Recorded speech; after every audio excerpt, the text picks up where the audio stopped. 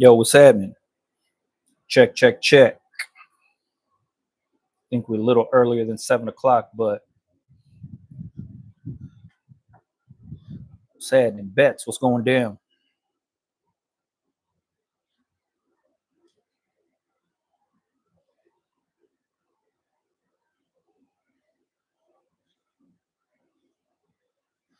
What's happening? TC, what's happening?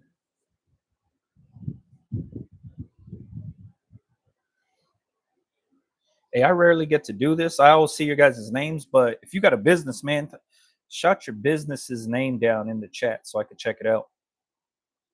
How many blanks should I start out with? Start out with one in each size if you wanted to, man. You don't have to start out with like breaking the bank to try to stock up.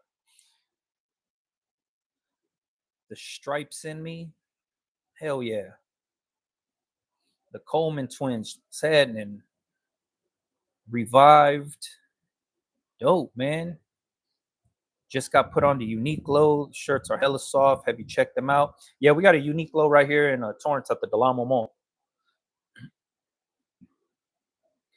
Douglas, what's up, Os? Man, this Pro Color DTF machine needs a lot of maintenance. Yeah, man. All DTF printers need a lot of maintenance. Diz, what's happening, bro? Richard, what's going down? Trying to go through and say what's up to everybody. Alpha, what's happening? SG Pond, yeah. Graphics Warehouse, what's happening? What kind of shipping scale do you need? You could get any scale. As long as it does ounces, grams, pounds, you're good to go. You can find those things for dumb cheap on Amazon. You could use a food scale if you wanted to. But yeah, you just go on Amazon and type in shipping scale. There'll be a bunch of them that pop up. Excuse me. Christine, what's happening? Like the one I use, it's like a cheap one off of Amazon. I think it goes up to 25 pounds maybe. The one I had before went up to, I want to say 55 pounds. It was a little bit bigger. It took up more table space. But the one I have now goes up to like 25 pounds. Digital scale. They make some that have like the little tray that you put the stuff on. Sometimes you can like flip it up. So like if you have a funky shaped package, it'll lean up on the stand. They make all kind of different shipping scales. So you just get the one that I guess fits what you're trying to do. You know what I mean?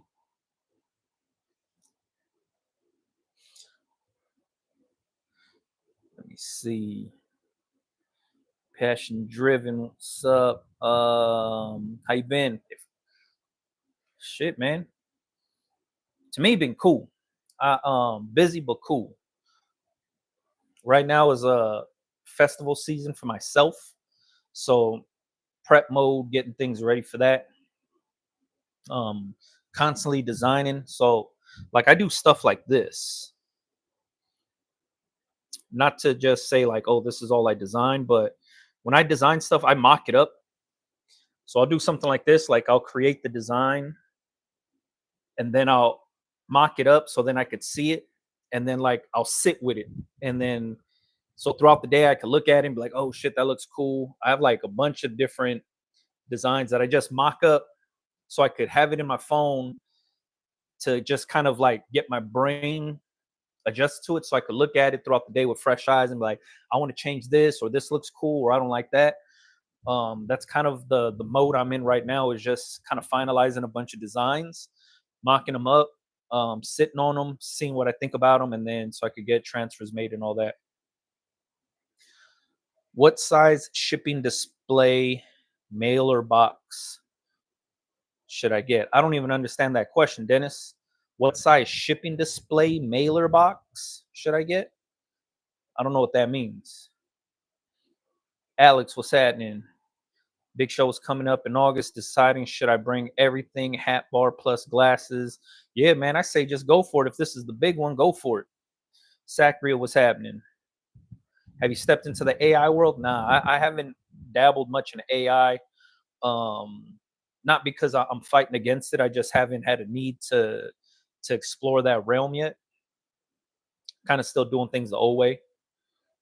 Do you critique Shopify shops? I personally don't. I'm not the end all be all in what it's supposed to look like. Like my Shopify store is the free template that they offer with my logo on top. And that's about it. Like my shit's dumb basic. I used to put a lot of thought into like websites and all that. This is back when blogs were popular to have on your website. Having activity on your website was a popular thing. Now people just go to your website to buy and that's it. Like nobody's really clicking around trying to read up on stuff. People are just going for the product and that's it. Simplicity is the best. As long as your product's on there and you have a decent product photo up, the price is legible. That's all that really matters to me. That's how I see it. What are the pros and cons of threading a shirt on a press, and is it necessary? I don't thread none of my shirts on. Some people don't like pressing on the fronts and backs or whatever, but if you watch my videos when I do it, I'm just laying the shit on top. The only time I use my threadable, only time I thread stuff on is like with hoodies because of the little pocket in the front. If I'm doing a big print on the back of a hoodie, I don't like to press. I don't like to have the pocket in the way of the press, so I'll thread a hoodie on. Or if I'm doing puff print, like front and back puff, let's say I do the front, I'll thread the shirt on so then I don't smash the puff on the backside. But outside of that, anything just like regular transfers on regular t-shirts, I don't thread nothing. I just lay it on top. Your show is 2 days of selling. First day, Friday's a setup day. Saturday and Sunday are the actual days of the event, and then Sunday night is breakdown. Finally launched the Not Forgotten project today, man, and just heading home from grabbing some hygiene products. Hope to grab some snacks and water this weekend to hand out Saturday. There you go, man. People helping people. That's what it's all about. I'm doing a collection box for first drop shirt. Thank you card, hang tag, stripe card. Trying to find a shipping box for the right size. Fold up your shirt and then go based off of that. Like you gotta mock the shit up on how you're gonna like mail the stuff out. So if you're doing t-shirts or hoodies, you're gonna have to fold one up the way you feel you're gonna fold it up, measure that, and then you buy a box for that size. Do you know how many people attend? Each day it's close to like 15,000, somewhere around there. Um, Saturday it's usually about 15. It's heavier in the morning to after lunch, and then slows down towards like because it's a like I think it's 9 to 5, 8 to 5, or 9 to 5 is the event. Um, I would say like after like 2 o'clock, it starts to like slow down, and then Sunday it's kind of busy all the way through. Slower in the morning, and then like more towards the towards closing. Like we're basically they're telling us to wrap things up at 5 o'clock, and we still got people in the booth trying to shop and stuff like that.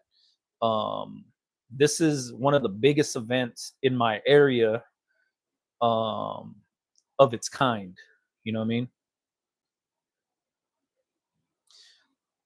Let me see. My show coming up is 7K to 10K over 3 days. Yeah.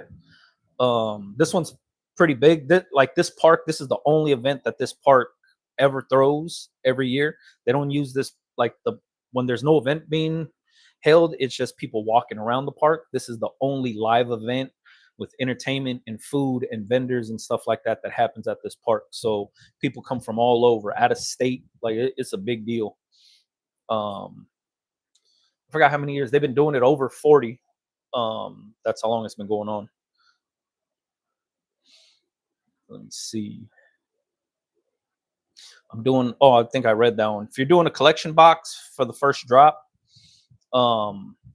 measure all the shit up that people are going to be buying from you, and then you buy a box to those measurements, exactly how you plan on folding the garments, all that stuff. If you're using a t-shirt folder, use the t-shirt folder and then buy the box for that. um Back to the Shopify shop thing. For me, like I said, simplicity is everything. People just want to click around and buy the shit. They're not going to be reading up on anything. They're not there for entertainment. They're there to purchase, and that's about it, because you're doing all the entertaining and all that stuff on your social media already. So as long as your products look cool, the price is legible, and it's pretty user friendly, like pick your size, pick your color, whatever it is, and the checkout process is easy, done deal, man. I think that's all you really need nowadays. Back in the day when it was like dope to have a blog on the website so you could tell the brand story, when social media really wasn't what it is today, it was needed to have a more interactive website. Now people don't care about the flash, people don't care about, splash pages, people don't care about landing pages. They just want to come, buy, and that's it. You know what I mean? Let's see. Yeah, appreciate all these questions too, man. Keep them coming if y'all got them. I think you guys already know this, but every Tuesday I go live at 7 o'clock. This live stream right here will live forever on YouTube. So this one will be published onto YouTube right after this is done. And it'll stay up to rewatch and stuff like that. So if you guys got questions, shoot them out, uh, and see if I can help you out. If I can, I will. If I don't know the answer, I'll try to point you in the right direction. G6 Customs, what's happening, bro? I don't know if you guys was in here earlier, but the first few that were on here, man, I had told them to drop their business name in the chat so I could check it out. I see your guys' like usernames, but I know a lot of you guys have your business name is different than your username. So whatever your business name is, drop it in the chat. Let's see. I've learned a lot from your videos, bro. Thank you. Bought the HPN Signature 15 by 15 to start printing. Enrique, that's what I'm talking about, man. Get that money. Super dope press till this day. For myself, that's like if you get that press, you don't need anything else. It takes like a beating. Like you could like work that thing to the bone, you know what I mean? And it's gonna hold up and keep killing. So I truly believe in that press. Since opening your brick and mortar store, has your sales increased enough to cover that overhead expense? Oh yeah. Um, the the store, since we opened, has been a success from day one. Um, I don't know if you know this, but like the store, it just feeds the community. The store has stuff strictly for where that store's location is. You're gonna find a lot of South Bay stuff in there, a lot of Los Angeles based stuff in there. That to me is what was lacking where that store is located. So I was just kind of filling the void. And by filling the void that way, we sell out of stuff every time we open. And every time we open, we launch something new. So it constantly keeps people coming in and returning, and being open for like the last 3 years or something like that. It's dope to see some of the familiar faces that understand what we're doing, and every month they come in to buy the new stuff. They come in, chop it up, and it's kind of cool to see the return customers and then even the new people that didn't know we're around and what we're all about. So the cool thing was, we didn't open the store when a lot of other people were selling clothing that have retail stores or boutiques in the area. Um, so especially where I'm at, I'm next to like a bunch of like breweries. Like there's a ton of breweries on. I'm on Western, and Western and Delamo has a ton of breweries. So I'm in that weird part of the city where there's not a lot of t-shirt retail locations there. So I kind of lucked up with that also. I'm relaunching and I need to know what all I need to do to relaunch. The first thing you need to do, if you already launched once and you're relaunching, it's because maybe something didn't go right the first time around. So I would say stay away from doing a lot of the things that you did the first time and try something new. The next thing I would say is during the relaunch, there has to be some sort of like you gotta there has to be some thought process behind it for the reason to relaunch. So I would say, stick to the reason, but you have to really stick to the plan. Whatever you plan and set out to do, you gotta stick to the shit. You know what I mean? I was originally from Carson, but now in the IE, it's a different vibe in the South Bay. I miss it out there. Yeah, you know what I mean. I get it.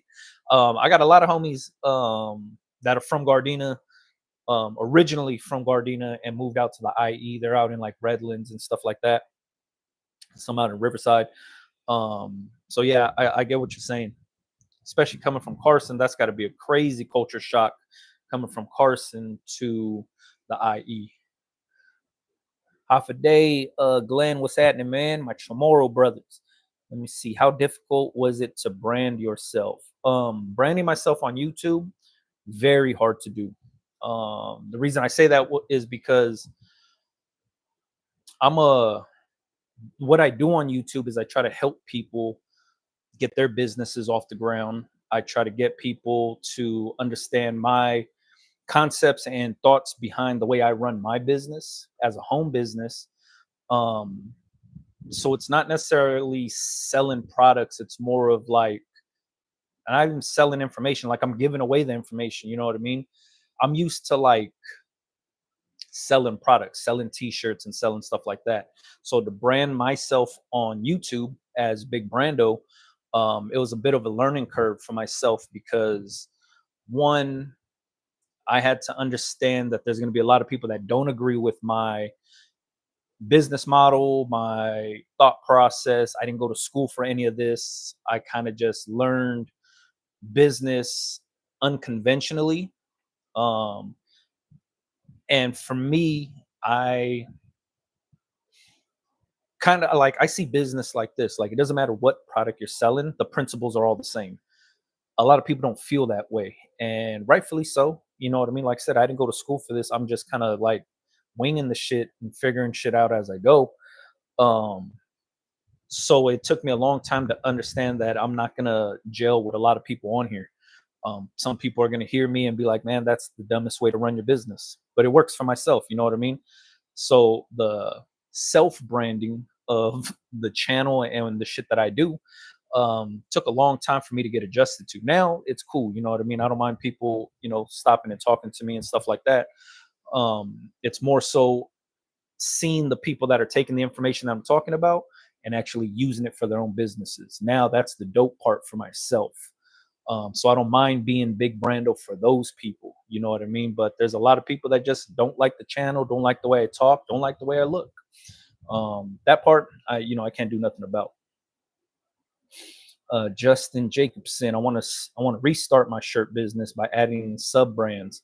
Start with the company name brand, then have my gear based on bag trucks, local school merch, local Lake Town merch, custom orders for specialty events businesses. Should I open a Shopify for the main brand name with clickable subcategories or have completely separate shop if stores? Nah, I would just do all the shit under one umbrella brand and then like you said, have different clickable things for different things.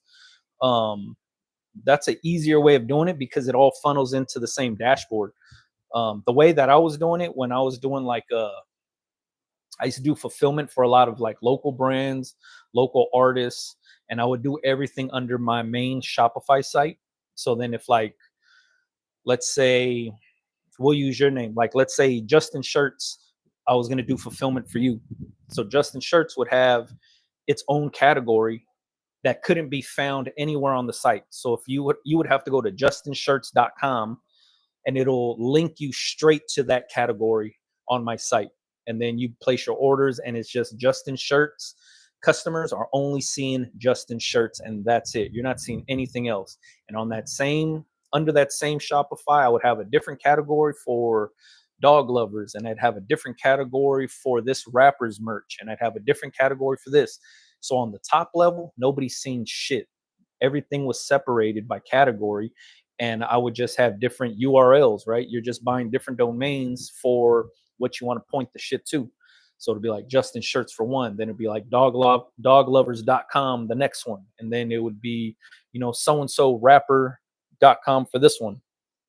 None of those talk to each other, but on the back end, like on my dashboard, I would see when orders are coming in for the dog lovers and for Justin Shirts and for the rapper. I would know everything on the back end, but the customer never seen it. So that's an easy way for you to just run one Shopify and do all those different things under it. I need to get a business address help email. Just get a bunch of Gmails and then business address. If you're like really registering your business, use your home address. Because if you're going to operate as a home business, use your home address. If you didn't want like your home address on your shipping labels, like your return address, then you would have to get a PO box or something. I just watched your video on using Instagram to sell your products by mentioning other locations like restaurants. Did you use a personal account, business account, or creator account? Thanks for asking. I don't exactly know. Like I would just use whatever if my brand's page is whatever Justin's t-shirts, then I would be doing everything under the Justin t-shirts Instagram page. I think that's answering your question. How do you coordinate made to order products throughout the week? What do you mean made to order? Like print on demand shit? If you're operating from home, you could do the shit in the morning. Any orders come in, like the way I used to run my site when I was operating out of the house was every Tuesday and Thursday was my shipping days. So any orders that came in, let's say Friday, Saturday, Sunday, Monday, they would get done up, shipped out on Tuesday. And anything that came in Tuesday, Wednesday, Thursday, going out Thursday. And that's just how I ran the business throughout the week and then handled the weekend stuff. And then I just press shirts in the morning, shipping labels, drop it off at the post office before I go to work, on my way. Thank you for answering my question. No, thank you for asking the question. Is DTF taking over heat transfer vinyl? I don't think so. DTF is here. Heat transfer vinyl ain't going nowhere either. You got to remember the beauty of having a vinyl cutter and heat transfer vinyl is you could literally create anything you want at any given time. There's no, and that's for a low barrier entry cost, right? You could get a vinyl cutter for like $200. You can get a used one for like $100. And you get a roll of vinyl, 5-yard roll for like 30, 40 bucks. And you could bang out a gang of shirts with a 5-yard roll. So for the people that are just getting into the space, you could get going for dumb cheap. You know what I mean? If you have a heat press, you could get going for super cheap. So I don't see it going away. Because a lot of people, man, I know some people that come to the store and chop it up with me, that make over 6 figures using nothing but a Cameo vinyl cutter and their heat press. And they make well over 6 figures just with that heat transfer vinyl, a heat press, a bunch of different blank t-shirts, and that's it. They're just doing vinyl daily and they are killing. So to say like it's going away or it's taking over, nah, it's just another option for all of us as business owners to put under our belt. Like we can use DTF, we can use vinyl, we can use whatever the hell we want. Like these things are just benefiting us in our business. You know what I mean?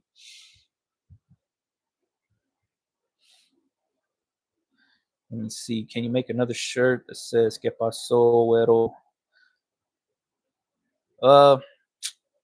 Doubt it. I don't know if I have an audience for that. I also bought the Epson 8550, but I had ordered DTF transfers from Heat Transfer.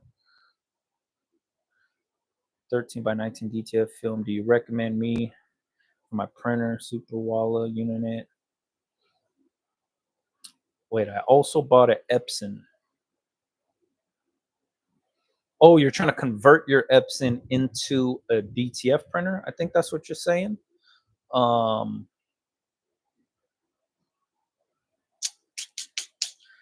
that part I don't know because I'm trying to see like you're using 13 by 19 sheets. You're feeding it through.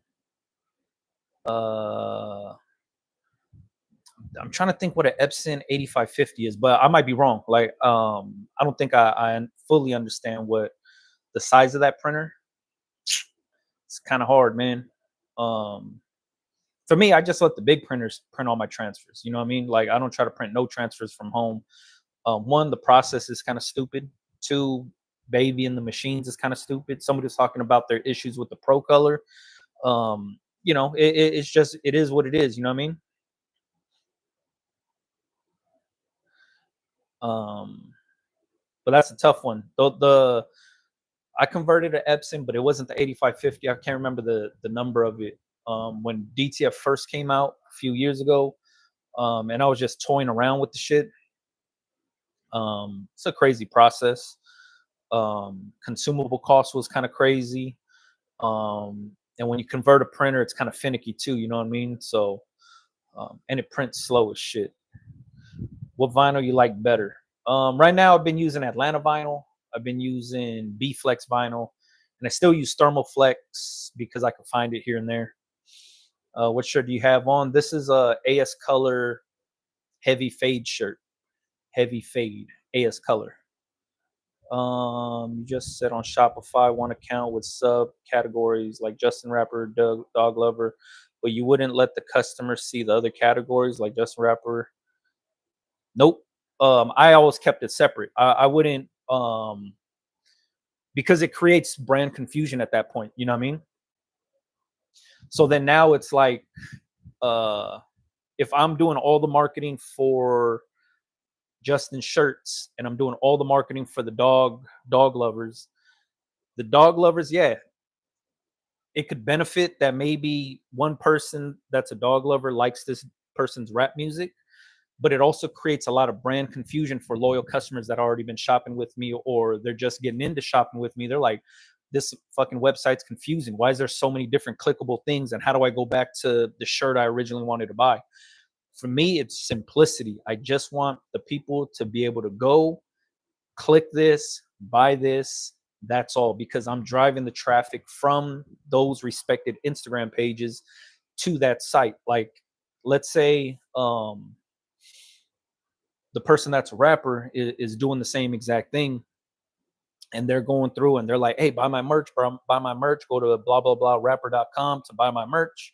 People go to that link to buy the merch and then they see Dog Lover. They see all these different things listed on top, right? And they're like, well, what the fuck is this? Like, they just want to go to the rapper's merch and then that's it. That's what I want for the customer. I don't want to customers clicking around and just looking around. I just want them to buy and that's it. You know what I mean? You still doing pop-ups and or you ever travel to other states? I travel all the time, man. I travel a lot. But yeah, I do pop-ups here and there. Like I got some big ones coming up. I pick and choose the ones I want to do because they kind of have to benefit me, right? Like they have to make sense for me. I'm gonna have to make some money to go out there. If I don't see the benefit in it, then usually I'll turn some offers down. Right, it's 13 by 19 super tank. There you go. I want to buy film. Yeah, that part buying the film, I have no idea, man. If you're trying to print for yourself, I don't know what's good out there. I don't know what adhesives are good out there. I don't know what inks are good out there. Um, a good person to talk to and ask the questions is the T-shirt buddy. He's pretty knowledgeable in that stuff because he sells DTF transfers. And Rye Beats is a good person also. Let me see. What size is your store? My store is like 1,200 square feet. Um, and we pay, I think, $2 a square foot. If that, I don't even think it's $2. Crystal, what's happening? Let me see. Simplistic. Got it. Thank you. That's it, man. Keep the shit simple. Don't try to get crazy and confuse your customers. You know what I mean? Converting the Epson 8550 is more for sublimation style transfers for metal photos, mouse pads, and heat transfers for metal tumblers. Um, yeah, when I can't remember the Epson that I converted, but it wasn't nothing crazy. It was an older one. It's the same one that uses the same print head for the DTG printers. I think it was like the Epson 1000 or 9001, some weird shit like that. I forget what it was. Um, but yeah, we converted that, and I think we're only doing at the time. I don't think we're doing full 19 by 13. It wasn't 18 by 12, maybe 11 by 17, maybe 18 by 12 or 11 by 17. Um, I think that was the page size. Like we're probably feeding 18 by 12 film through, but only printing 11 by 17. And that was DTF. You print it, and then you dust it with the adhesive, and then you cure the adhesive under the heat press. Like I said, it was a lengthy, dumbass process. What's a great way to take pictures of your merch? It all depends. If you're making it, like if you're taking pictures for the website, like you want crystal clear pictures, you just want it to be in focus. It doesn't have to be too busy. Um, if you're taking product photos for like social media and stuff like that, get as creative as you want, man. You got to be able to like really push the boundaries. There's no like, don't do this or do this, but look at what everybody else is doing and then do the opposite of that. Like, I see a million people put the t-shirt on the floor, take a picture of the t-shirt on the floor, or there's a t-shirt on the bed, they take a picture, like a bird's eye view of it on top of the bed. You know, like if you're going to do something, like if you're taking models out, don't just go for the alley shot. Like I'm pretty sure you all seen somebody's clothing line model standing in an alley next to some graffiti. You know what I mean? If that's the look you're going for, go for it. But try to think outside the box. Try to get, you're trying to highlight your products. That's all you're doing. So put your products in the best light possible. You know what I mean? I hear you talk about a lot about using super color wearable transfers. If you had a big design with a lot of different colors, would you still use super color wearable or go DTF route? And if so, what kind? No, I would still go like, to me, I never make a design bigger than super colors like allowable space, and which is I think 11.7 by 16 and a half. I think that's their biggest gang sheet size for the wearable transfers. I never design anything bigger than that because, for one, my customers don't like those big ass designs, so I stay away from them. And for two, it's, to me, it's not about like I'm going to try to find the cheapest transfer possible. It's what's the most durable transfer possible. I need to make sure that there's no customer of mine that's going to come back and be like, yo, this print fell off or this shit cracked. I don't know if you guys just watched my new video where I compare screen printing to transfers, and the transfer that I show is a super color wearable. The shit stays on the shirt. It doesn't crack, it doesn't fade, it doesn't fall off. The shit's on there. You know what I mean? Um, so for me, it's just durability. Um, so that's why I use them. It's, I need that consistency. I need the quality. I need to make sure that every single print's going to be just as good, if not better, than the last print. There's been, I test out a ton of DTF transfers from every company. I get their sample packs. I test them out. A lot of them can't pass that stretch test. A lot of them, for whatever reason, they're not, the print isn't consistent. And it's because a lot of these printers are using multiple printers, right? Like they got one running this job, this one's running this other job. This machine goes down, now they have to finish the job on this other machine. So then there's a little bit of inconsistency that happens. And for me, you know, that's just not something I want to get into. And I need something reliable. I need something very durable, and I need something reliable. And that's why I stick with super color, because it's, I haven't found a transfer that can beat it yet. And that's just personally speaking. There's just hasn't been one on the market that can compare to it. You know what I mean? There's tons of DTF transfer companies out there. There's tons of people with DTF printers now. But for myself, it just comes down to consistency and durability, and that's it. You know what I mean? Like no matter what the price is, the customer is going to pay the price for it anyways. So it's like fuck it. You know what I mean? Um, it doesn't bother me none. What are some of your best tips for getting people to leave a review of your products? Damn, I haven't asked anybody to leave a review on any of my products. I don't even ask people to leave reviews on my store. I know it's beneficial. Um, but yeah, I never ask for that, or I don't even look into that. For me, it's like I'm more interested in people just coming back to shop with me. You know what I mean? More so than leaving a review. Um, but that's me personally speaking. You know what I mean? PIE management. Thanks for jumping on. A lot of people have been saying the same thing that YouTube don't notify them, so you might have to like unsubscribe then resubscribe again and turn the notification back on or something like that. Somebody was explaining it to me at the store, like they weren't seeing when my videos were being posted, they weren't being notified, they weren't being like when I would go live, like I've been going live for like the last 2 months every week.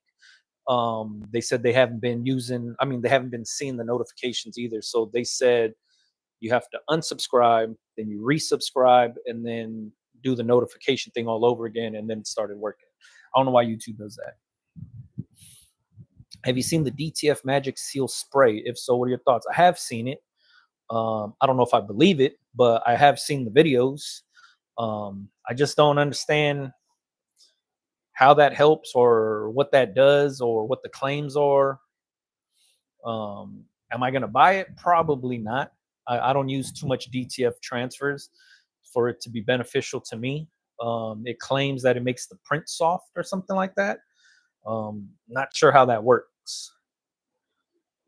When using transfers, depending on how big the design is, always knock out the black when pressing on a black shirt to help it feel lighter. Yeah, I knock out colors all the time, man.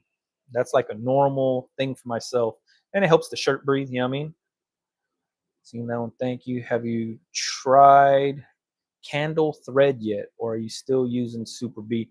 I use the thread you could get from Otto. I know you use Otto hats, threaded headwear. I don't know if you ever browse the thread section on Otto site, but if I'm buying hats, I usually throw a few rolls of thread in, the normal shit, whites, blacks. You know what I mean, like the ones that I use all the time. But for like specialty colors, I still use that Super B or Superb thread because it's like 200 colors on Amazon and then they get delivered like the next day. But I haven't tried candle yet.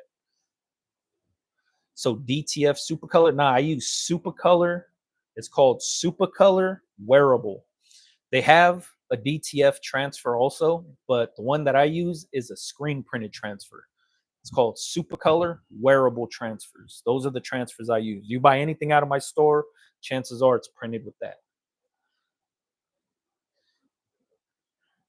Let me see. Sammy H said, I just bought the spray and the sheets. Used it last week. Personally, I think it's a waste of money.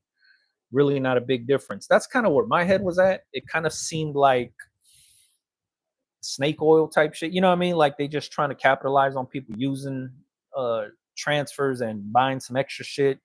So I just didn't like what the claims are. I just don't know scientifically how that would work unless it was melting the ink off or some shit like that. You know what I mean? How do you feel about transfer companies like Ninja advertising on national TV? Damn, they got commercials. Dope. Like to me, I think that's cool.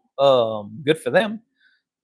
But you know, like I don't know too much about their transfers, if they're good, if they're not good, or anything like that. But their marketing's on point. If they're getting commercial time, that's cool. The magic spray thins out the print and makes it embed a little deeper. It is expensive because you run through the bottles fast. Damn. I'm about to place an order for Otto right now. Yeah, that's, I mean, all of our whites and blacks, like my standard thread, white, black, red, marigold, yellow, Uh, some of my blues come from there, not all of them. I'm trying to think like, but yeah, for sure, white. Almost every time we order hats, there's a few spools of white that get thrown in. What's comparable fit and feel to a Shockwear 7.5 max heavyweight short sleeve shirt? The only one I could think of comparable wise, like price and feel, is Pro Club. That's probably the only ones. Um, if you want a softer heavyweight shirt but way more expensive, AS Color Heavy is dope. Um, I want to say Smart Blank has one, but I might be wrong too. Smart Blank might have a heavyweight that's comparable, but I haven't tried it out. I've heard a lot of good about Candle. Can you buy Candle thread on Amazon, or is that like you got to go to like an embroidery website? I only mess with the Super Bead thread on Amazon because you could get it fast. You know what I mean? Like because of the shipping comes quick. Rufino, what's happening, man? Can you design anything and order DTF transfers and don't have any copy? Nope. Some of these smaller print shops will print whatever you want. The bigger print shops will ask you for a license. If you're trying to do like trademark shit, like if you're trying to print like Laker logos and stuff like that, some of the bigger transfer companies will ask you for a license to print that kind of stuff because they get in trouble. Also, I had this conversation with a company that prints transfers that got busted because the dude was basically doing that. So the guy that was ordering the transfers and selling the t-shirts got in trouble, and then the person selling or printing the transfers and collecting money for printing, because you got to remember they're getting paid to reproduce a trademark image. That's basically how it, I guess, legally it falls into place. So they all got in trouble, the printer and the person selling the t-shirts. People keep asking me for custom shirts, but I got tired of doing them and just wanted to do my own brand. That's where I'm at with that right now. That happens to all of us. You know what I mean? Like the way I used to do it was, I know it's easy money to do custom shirts, like one-offs and stuff like that. I would use that just to fund my brand. So, I would sell custom shirts. So then that way I could buy blank shirts for my brand or buy transfers for my branded stuff. But that happens to all of us. We all fall into that. Um, there's a way to do both, but it's easier to put all of your energy into one thing. And I used to put my energy into what's making me money, and then my branded stuff is what I would kind of work on, back burner it a little bit. But at a certain point, you kind of have to make the transition of cutting off the custom stuff to focus more on the brand. Um, it just comes with time, and when you feel the time is right to do that kind of shit. Just got the notification too that you were live. Did you touch on mockups? How do you get the pictures of your shirts for your store? Do you use a mockup app? Nah, this all I do is I like, let's say I'm gonna use AS Color.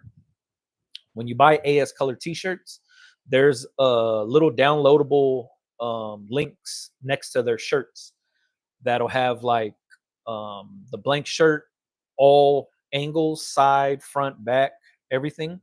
I just download that. Like if I'm using the AS Color Classic shirt, I'll download that shirt. I'll put it on Photoshop, and then I'll just drag my design on top of it and create my own mockup that way. That's kind of the easy way of doing it without using apps. I just use Photoshop. And then I get the blank t-shirt picture from companies like AS Color. You could even Google whatever t-shirt you're thinking about using, and then chances are there's a picture of it already out, and just drop your logo onto it.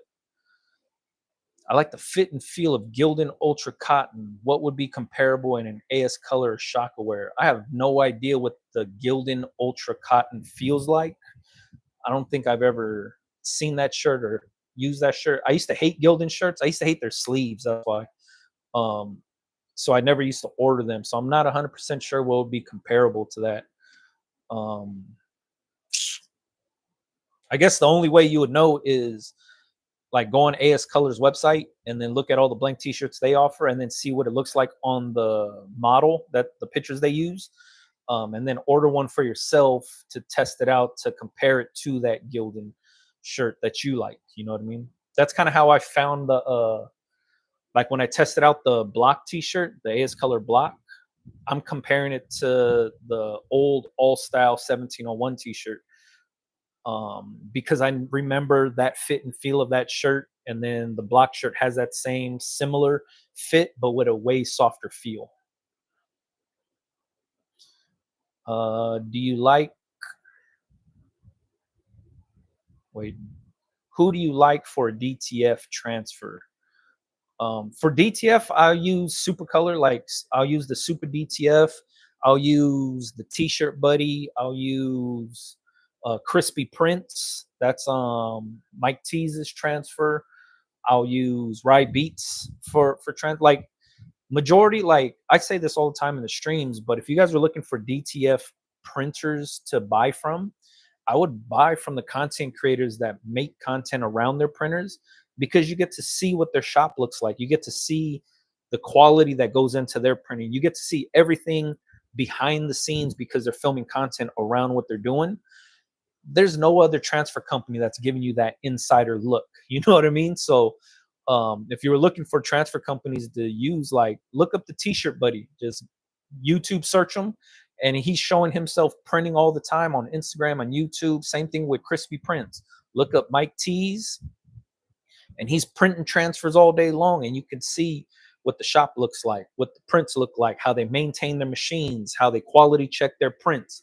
That to me gives me so much reassurance if I had to order DTF transfers from anybody, because I could legit see them. You know what I mean? I could see them working on the shit, and I understand that they're taking very good care of all of their machines, and the products go out because they're quality checking their products. I can't stress that enough. You know what I mean? Uh, let me see. It's 550 a spool, and they only do free shipping over 150 bucks. So you got to buy around 25 spools for free shipping. Shipping is like 8 to 15. Oh yeah. See, I mean the thread might be dope as hell, but for me, like if I'm using like specialty colors, like if I'm ordering a certain brown that I'm not going to use all the time, but I know for whatever idea I have, I need this color brown. Like I don't know if you guys remember, but I had did my little Big Brando logo on my head. I embroidered that, and then it took me 3 or 4 tries to find the right brown. That's why I was just using Amazon, because it's cheap and then it gets delivered next day. You know what I mean? In your opinion, who has the best trucker hats right now? I've been using the Yupong 6006. It's great, but always looking for other options. Flat bill trucker, I like the Otto flat bill trucker. Um, like the curved trucker, foam front, I like the AS Color frame trucker. Those are two that I use all the time. I keep those stocked in my shop all the time. For any foam front ones, not flat bill, but the ones that have the pre-curved bill, they call them frame hats. I use the AS Color frame trucker. They come in two-tone with like white with the colored backs, or just all solid. Oh, I got one right here.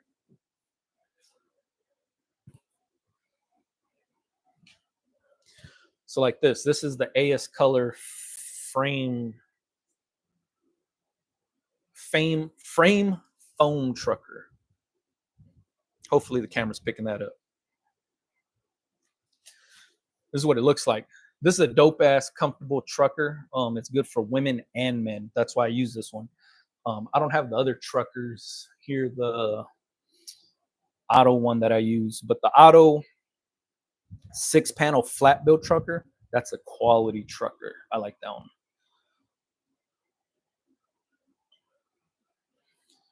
What is new in the game now? I really want to learn embroidery. Embroidery is fun as hell to do, fun as hell to learn. The only way you kind of learn it though is like you got to get hands on with the machine. Like once you get like hands on with the shit, that's when you start to get a good feel for it. But to me, embroidery can't be recreated any other way besides with an embroidery machine. Let me see. I'm buying 15. That's what I'm considering because I think it balances out at that volume. Oh, hell yeah. If you're going to go that route, might as well. How much do you sell your shirts for? $25 in store, $27 online. It all depends. Do you keep the AS color tag on the mock-up? The shit's so far away you can't even see the tag. It's on there, but you can't really see it. What AS color models do you use? I like the block shirt. I'm currently wearing the heavy fade shirt. But my all-time favorite is the AS Color Classic. That's just a shirt I like wearing. When I print for myself, like shirts that I wear, I print on that shirt because I like the feel. But like buying shirts in my shop, they're printed on Shopify Active, and I'm transitioning over to the AS Color Block. Gildan has short sleeves. Yeah, the sleeves just fit me weird, so that's why I never really use Gildan shirts.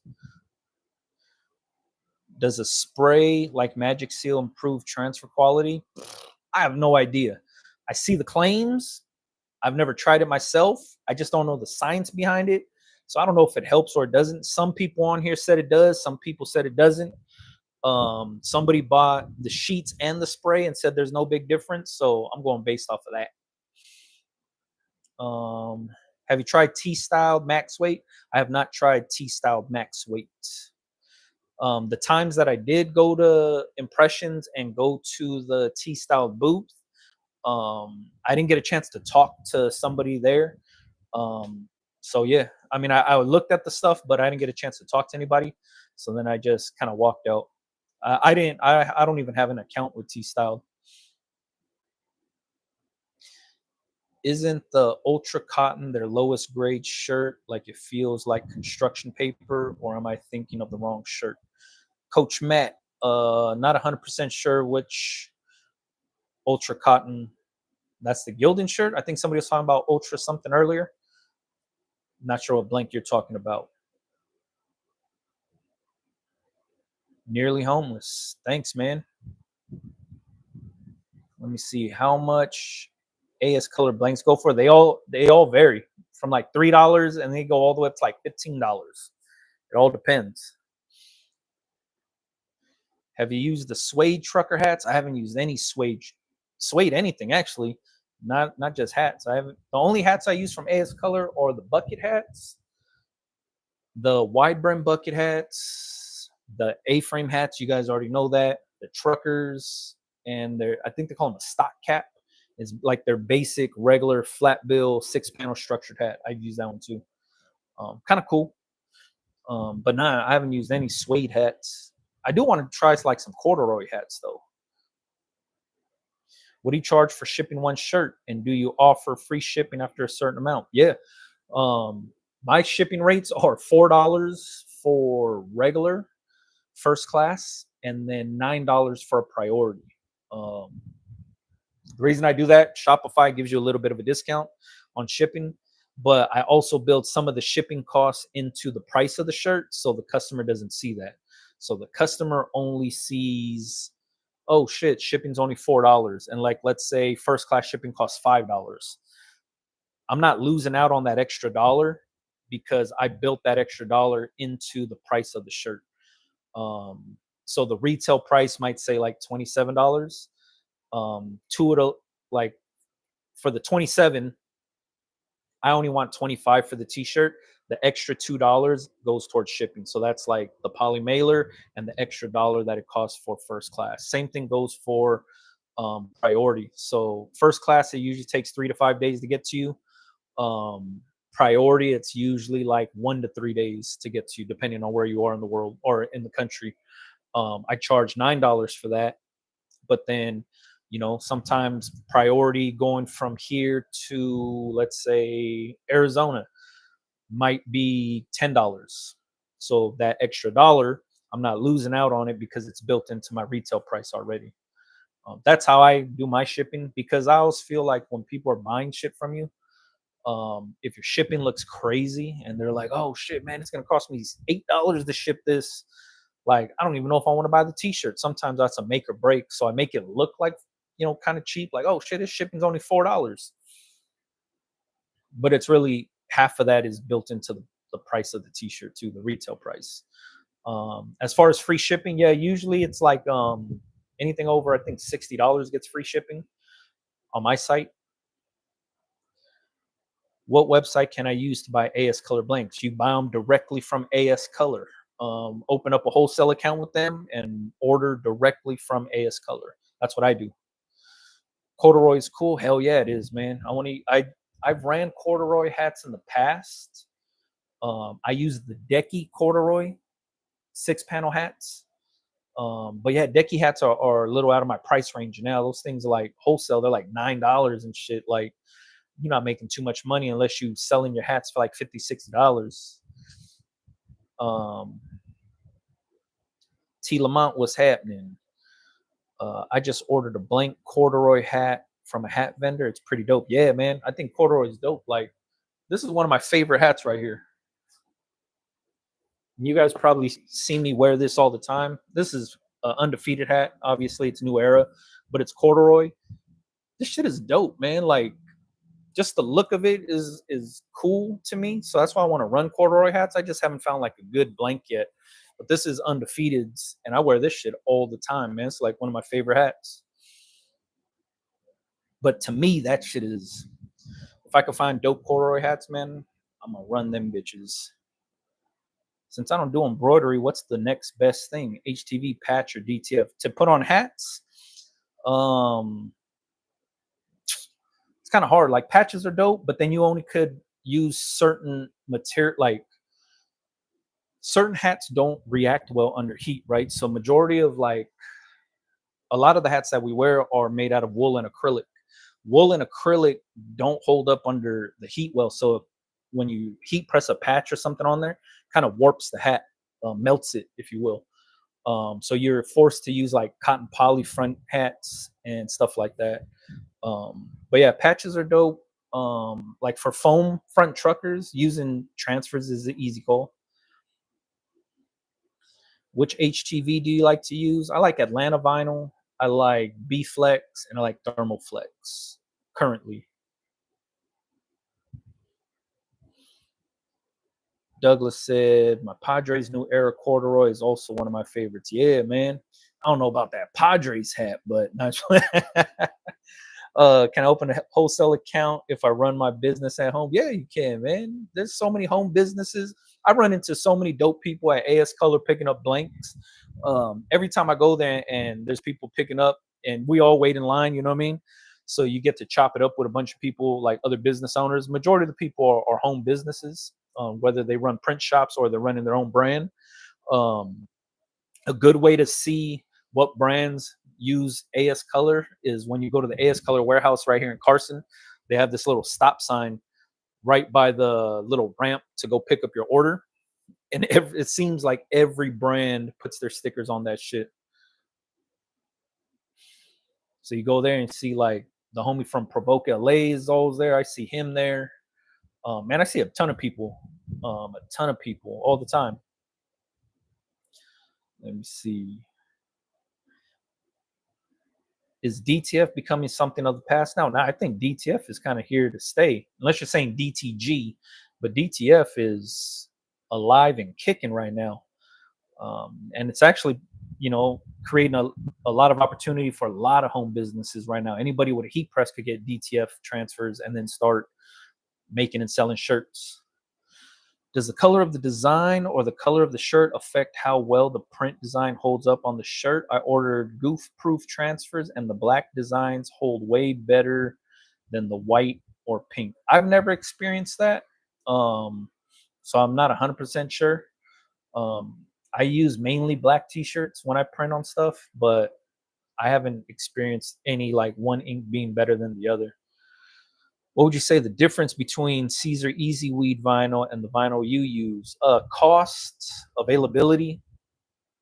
Those are like the main things. They all feel the same. They're probably all made in the same factory. Who knows? But for me, it's just like availability. Like when I was using Econo Transfer before they shut down, they offer these big ass rolls, 20-inch, 24-inch, some shit, and then for a 5-yard roll is like $30 something. So you're getting more vinyl for your buck. That's kind of what I was going for. They all fairly cut the same because they're made for these. Before, vinyl used to be like, used to have a you used to have a good cutter to cut certain vinyls out. Now a lot of these companies make their vinyls geared towards the crafter style cutters. So any Cricut and Cameo will cut the vinyl like nothing. You know what I mean? Um, so there's no big difference. It's just what can you get in your hands the fastest? What fits your budget? Shit like that. On average, how long does it take to completely process one shirt using a pre-made on-hand transfer from machine, setup, press, package? Man, that shit's dumb fast. Takes what, 15 seconds to press a super color transfer down? Um, so front and back, looking at 30 seconds. So about a minute laying it down, fold it, package it up. Shit's minutes. Padres all day, man. I don't know about that, man. The one thing that's funny though is last month, well no, in May I had went to I was in New York, and I think I told the story before, but I was in New York, and since I was there, we caught the Subway Series, Yankees versus Mets, and this was at Yankee Stadium. And I gotta say, man, like I've been to Petco Park, I've been to like San Diego, obviously Dodger Stadium. I've been up to the Giant Stadium, all to watch Dodger games, Dodgers versus Padres, Dodgers versus whoever at Dodger Stadium, Dodgers versus Giants. Um, and Yankee Stadium was the livest baseball stadium I've ever been in, man. Like the energy was crazy, the crowd was hype, like shit was just wild, man. Like those fans are on a whole nother level, and maybe like baseball means more to them out in New York. Some I don't know, man, but that shit was crazy to me. It was dope though. And this is not like I said, I'm a Dodger fan, man, and I've been to Dodger Stadium thousands of times. I've never felt that type of energy. You know what I mean? It was crazy. So I'm not even a Yankee fan or a Mets fan, man, but shout out to them. I'm going to have to go back to your video about opening a wholesale account and follow the steps, man. Yeah, that's all you got to do, man. I'll show you how to get the your wholesale license for to open up accounts and do everything. I have a playlist called "Make Your Brand Legit," and the steps are in there. You know what I mean? I think it's like 3 or 4 videos. I don't know anything about auto thread. This is gonna be the move. Just adding this to my order. Yeah, man. That I didn't know about it either, and the homie Dave put me on because he was just like, "Yo, you ever notice that they sell thread on here?" Um, so now when we place orders, we just throw a few spools in just to have on hand because we go through the signature colors that we use all the time: white, black, red, yellow. To just keep reordering the shit. What got you into this whole industry? I just wanted to sell my letters on the t-shirts. That's all it was. Um, I always drew and designed shit, so I always wanted to just put it on t-shirts, and that's what made me learn how to print t-shirts.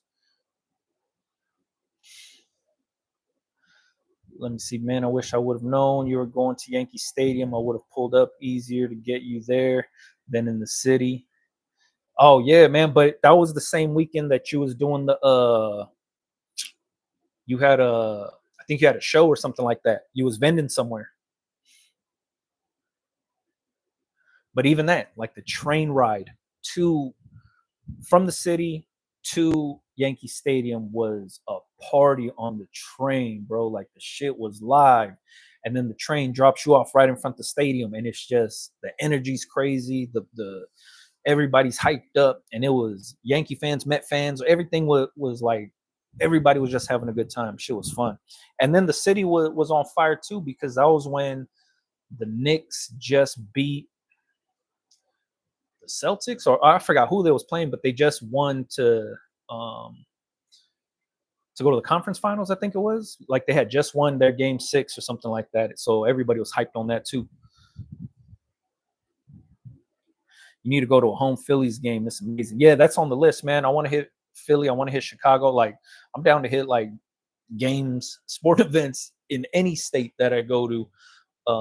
Just cause, man, I like.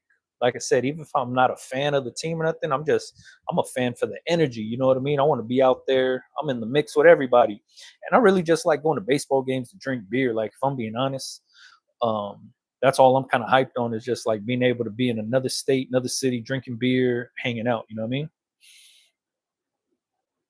Your philosophy is great. I always get a little something, something. Keep learning and learning. Go Dodgers. That's right, Rufino. Appreciate that, man. Ford train is sick during the games. It is, man. They ran back, man. I had a blast.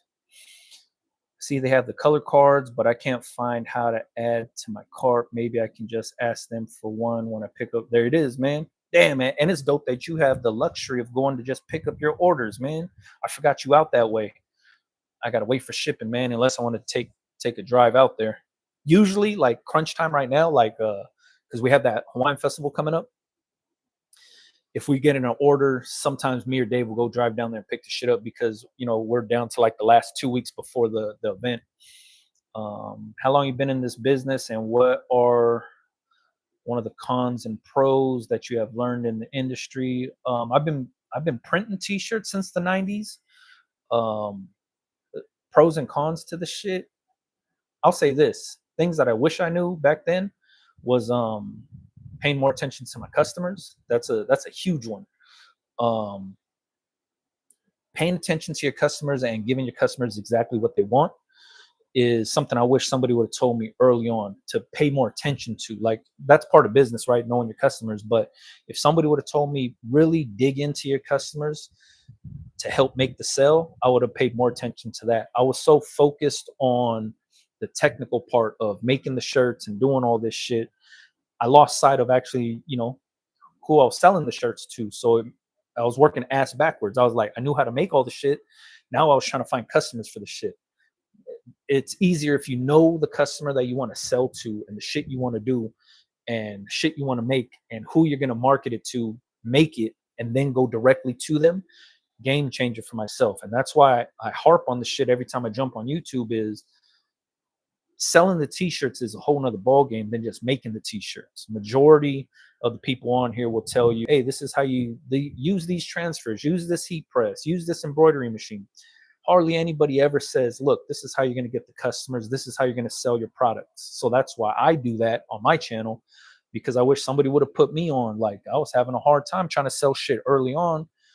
Now it's like, man, it got to the point where I'm like, man, more people need to know about this, because this is the bigger issue, is actually selling the stuff. And the reason I started really doing it was because I started seeing a lot of people waste a lot of money on DTG printers and shit like that. And then I was like, damn, why is everybody selling their shit? Or these DTG printers are going on Craigslist and offer up so fast. Everybody's in debt about this shit. I'm like, oh, it's because everybody selling the machine ain't telling people how to sell the fucking service or sell the t-shirts. They're just selling them the machine and saying, all right, later. Like, you know what I mean? Like that's some ill shit to have to dig yourself out of a expensive piece of equipment like that. And you put yourself into that hole. And now, you max out a credit card buying that machine or something like that. And if people would have took the time to understand, all right, if I buy this machine, how am I going to use it for my business? How am I going to sell these shirts or sell my service? And put more thought into that than the actual machine, a lot more people would be a lot more successful, man. That's something that I see a lot of people struggle with till this day, is just understanding customers and understanding how they're going to sell shirts and their service. Let me see. Cali, what's happening, man? Salute from Gardena. Gar in here, what's happening? Out in Dago, that's right. Seen you just got your machine too, man. Get that money. Let me see. Salamat for the info. Be blessed. I appreciate you for jumping on. Be easy out there in the IE too. Are you doing anything new with your booth? Yeah, we're working on new displays and a new layout for the booth. Because we got a lot of different new products coming out. Like shit, I can't even think of like the different shit. I mean, we're gonna have hats and shirts and stuff like that, but there's gonna be other stuff that's gonna be put up in the booth. So we got to rearrange all the shit. Um, we build our booth out based on convenience to us, not necessarily the customer experience, because we're coming up, we're just setting up, and we're kind of just winging the shit. What makes it easier? But now that we got the store, um, we have a better idea on how we want to set the booth up and shit. So that's the plan. We'll see how it goes though. Big Brandon, just want to say thank you for all the knowledge. Appreciate that, Autumn. Subbed about a year ago. Been learning a lot from you and just pressed my first 3 shirts today. Fuck yeah, get that money, Autumn. That's what I'm talking about. One, thanks for finding my channel and watching and soaking up some of the information I talk about. But thank you for applying the information to you and your business. So get that money. Paying attention to customers and give what they want. Dig into your customer to help make the sale. That's all it is, man. That's all it is. Like, knowing who you want to sell to and giving them exactly what they want and need will help you out tremendously selling t-shirts or selling your service. Like, if you're just operating as a print shop, printing for other people, you're selling your service. So understanding how you're going to sell your service to these customers, you kind of have to understand the customer. That way it's an easier sell, man. Easier sell. That's my city, the BX. That's right. Let me see. Let me see. Hoping I can find everything I need through AS Color. I need to open an account. They're Charlotte and only about 3x. Hell yeah. See, that's what I'm talking about. Their Carson location's huge too, but they offer everything at AS Color. Women's clothes, women's, kids, men's, outerwear, headwear, accessories, bags, belts. There's all kind of shit there. Aprons. Yeah. What's a good embroidery machine for beginners? I'm a beginner. I was a beginner when I first got my machine. I got a Racoma MT1501. It's not necessarily about getting a machine for beginners. It's more about getting a machine that you believe in the company, because the company's going to help you get started. The company's going to train you. The company's going to troubleshoot the machine with you. The company's going to, provide service for the machine. You want to buy into a company that really backs their machines and backs the owner of the machine. So that's why I went with Racoma, because they did that for me. They were more worried about me getting up and running than actually selling me the machine. So somebody like Threaded Headwear also has a Racoma. He could attest to some of this stuff. Is the getting the shit done, like embroidering something and being able to sell it right away was my main goal, and they made sure to help me meet that goal right away. So I got trained on the machine over FaceTime for an hour, and after that hour I was stitching hats like a monster, you know what I mean? So I would say hit up Racoma, let them know what you're interested in, what you plan on using the machine for, what your budget is, stuff like that, and they'll fit the right machine to you.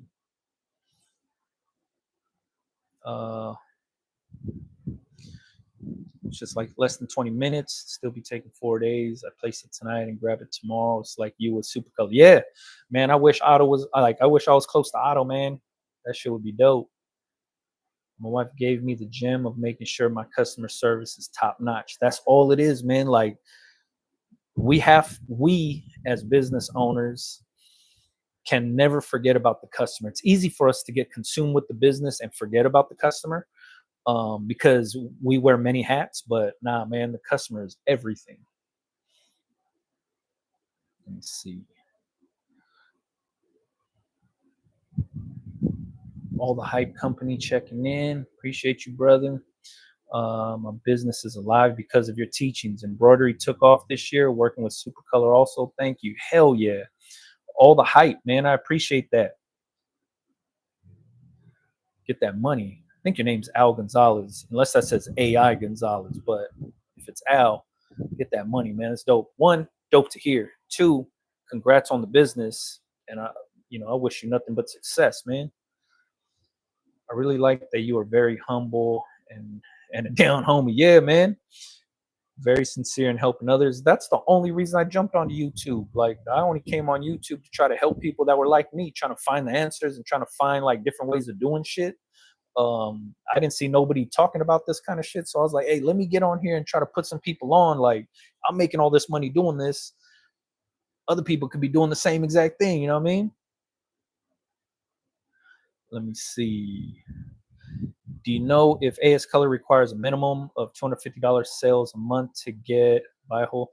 I don't know. Somebody else told me that. I don't think that's the case. I would say set up the account, order some shit, and then see what happens. You know what I mean? Like for myself, I haven't had that issue, and I've had my account with them for like the last 5 years or something like that. I've been using them.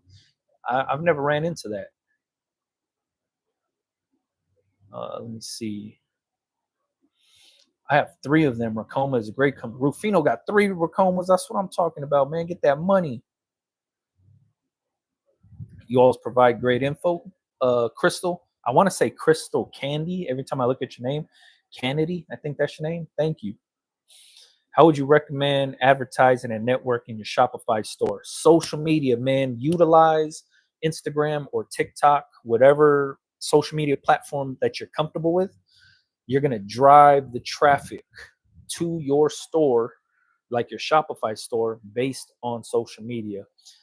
Anytime you're printing shirts, anytime you're stitching hats, anytime you're bagging stuff up, anytime you're doing anything business related, film yourself doing it. You don't even got to film your face, just film your hands doing the shit. Just create the content so people understand what you're doing and what you're building towards. And you have to have a social media presence. It's hard for somebody to just start posting on there, but once you get over that shit, dog, like it goes hand in hand. It's like peanut butter and jelly. If you have an online store, you have to have a social media presence. You don't have to be a content creator, but you do have to have a social media presence. It's natural. Like for example, like the the detergent company Tide. I don't know how many of you guys follow them, but they have a social media presence. Who's checking for laundry content, right? Not a lot of people, but they have to have that social media presence because that's the day and age that we live in. So for yourself, all you have to do is just post what you're working on, post your products, post stuff that you're just doing so people understand who you are, where you're at, and then you create engagement with potential customers. When I say create engagement, I'm talking about like creating conversations with them. You know what I mean? That's going to help you out.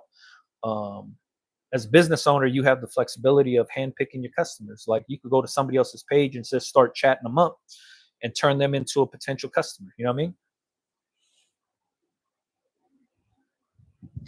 After what I've been through, I'm going to buy a gang sheet. That is a good idea. Hell yeah. Get that money. That's what I'm talking about. I appreciate you guys for jumping on, man. Like I said, this live stream right here is going to live on YouTube. This won't get posted on YouTube right after this is done, so you guys can come back and rewatch it. I don't know if we answered all the questions, but for myself, I feel like the conversation was good because we had a lot of dope questions being asked. Who was the best for halftone plastisol transfers? For plastisol ink, kind of hard to say. I would say like 618 is kind of cool.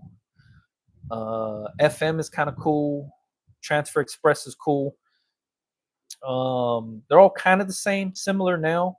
Um, but for plastisol, those will probably be the ones that I would go with. 613 originals, FM expressions, and then Transfer Express. That's what I would probably roll with. How do you handle youth sizes on a 15 by 15 press? You either use a pressing pillow. I don't know if you ever seen one of those before. They're like these little like it's made out of Teflon, or it's like Teflon covered little pillow. They come in different sizes. Find the one that fits the design size for that shirt, slide it inside the shirt, press it down. You're talking about like pressing over the seams and stuff because the shirt's small. I would use pressing pillows or I would use mouse pads. You can find different size mouse pads. Slide that into the t-shirt or lay the t-shirt over that just so it'll raise up the shirt a little bit over the like collar and the sleeve seams, and then press down like that. Boom, boom, boom. Uh, That's kind of how I used to do youth shirts. I haven't did many lately. I'm lying. I did some in November. I think that was the last time I did it. Maybe November or December. I did a bunch of youth shirts, and that's all I used was the pressing pillows. You can find those on Amazon. I think Heat Press Nation got them. I think Heat Press Nation sells it like in a pack of like 4 or 5 different sizes. If you already know the size you want, you can buy like a single one on Amazon, or just buy different size mouse pads, and then like, or you just buy a big mouse pad and then cut the shit down to the size you need. So constantly post naturally bring in more views and followers. You don't want followers. You don't care about followers. It brings in views and it exposes you to more people that never knew you existed.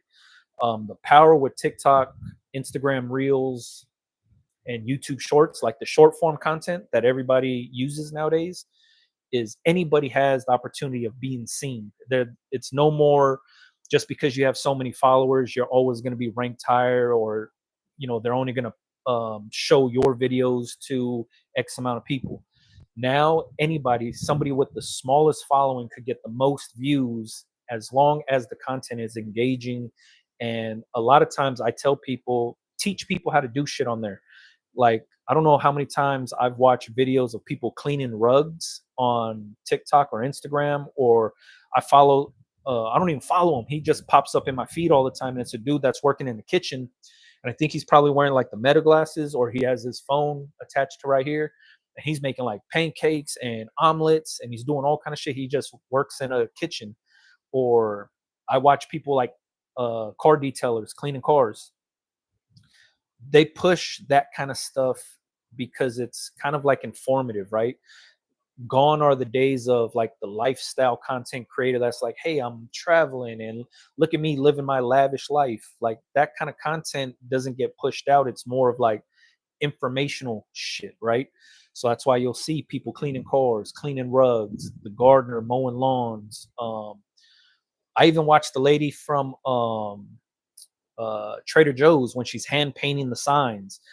I watch all that stuff because it gets pushed to me, because that's just like, it's informative stuff. Like, people want to see that kind of shit. Like, I don't know if you've ever shared a video with somebody because like somebody went to go eat at a restaurant and you sent that video to somebody and was like, damn man, we got to go check this place out.